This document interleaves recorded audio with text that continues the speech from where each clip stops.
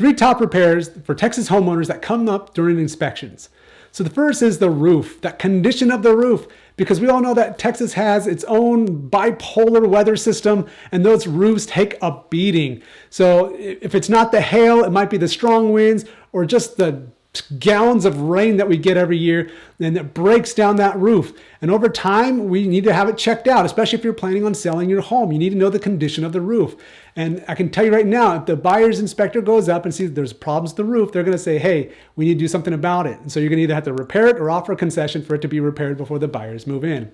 Second is the foundation. Texas has expansive soil. I remember when I first moved here, people said, make sure you water your foundation. And I said, you mean water your lawn? And they said, no, your foundation.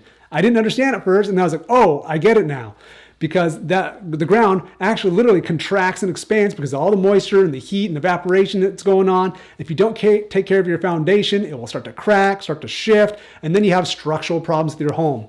So if that's something you're going to have to take a look into, make sure you have an inspector come out, check out your foundation. Hopefully all is good. If not, you take care of it or plan to offer a concession.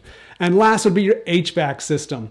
Because we do have extreme heat, we have a lot of hot months, and because of that, those systems are constantly running.